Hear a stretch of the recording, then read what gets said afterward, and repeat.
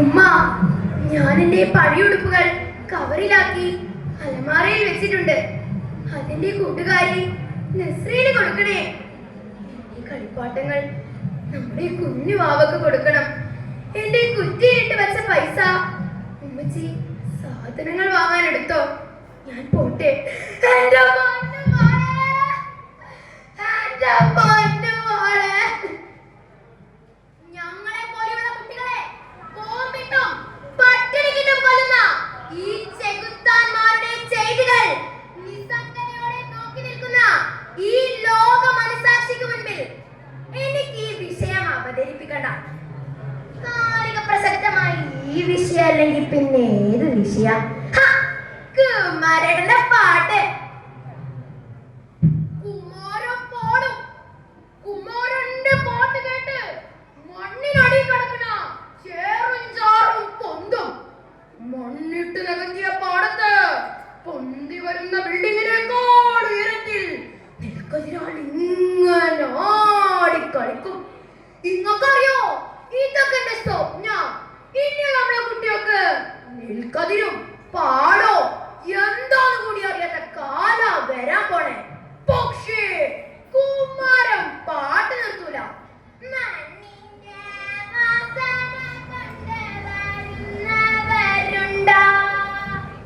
കേട്ടില്ലേ? നശിച്ചു കൊണ്ടിരിക്കുന്ന പ്രകൃതിയും പരിസ്ഥിതിയും അതൊരു നല്ല വിഷയമാണ്. പക്ഷേ നിങ്ങൾ ഇങ്ങനെ ചിന്തിച്ചു കൊണ്ടിരിക്കുമ്പോൾ അവിടെ ഞങ്ങൾ എത്തും. നിങ്ങൾക്ക് വേണ്ടത് ഉടനടി നൽകാൻ. ആരാ? മനസ്സിലായില്ല? ഞാൻ AI വെർച്വൽ വെബിന്റെ ഒരു ഏജന്റ് ആണ്. ലോകത്തിന്റെ ക്യാമറ കണ്ണുകൾ തുറന്നിട്ടിരിക്കുകയാണ്. ഇപ്പോൾ തന്നെ നിങ്ങൾക്ക് വേണ്ടത് ഒരു പുതുമയാർന്നൊരു മോണോ ആക്ട് അല്ലേ?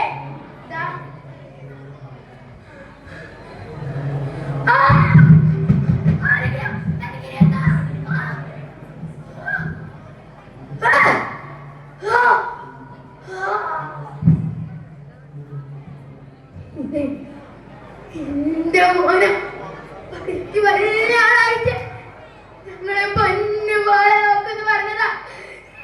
മിണ്ടാണ്ടിരിക്കേ. എന്റെ കുട്ടി ഇറങ്ങിക്കോട്ടെ.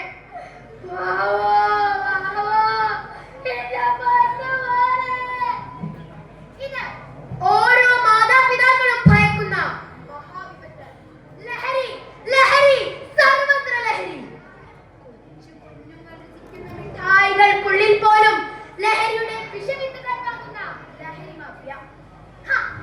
ഈ വിഷയം എങ്ങനെയുണ്ട്? ത്രില്ലിംഗ് ആണ്. ഇതൊക്കെ കാണുമ്പോൾ തന്നെ പേടിയാകുന്നു. Okay okay, cool cool. ഇനി നെക്സ്റ്റ് വൺ. അവിടെ വീട് എന്റെ അമ്മനെ കെട്ടിപ്പിടിച്ച് കിടക്കുമ്പോ വലിയൊരൊച്ച കേട്ടു. പിന്നെ ഒരൊച്ചയ്ക്ക് ഓർമ്മല്ല. ഉമ്മാന്റെ പൊന്നു മോളെ എന്നുള്ള വിളിയും എവിടെ നോക്കാനുള്ള കരച്ചിലും. അവിടെ നോക്കിയാക്കി, അവിടെ നോക്കിയാക്കി.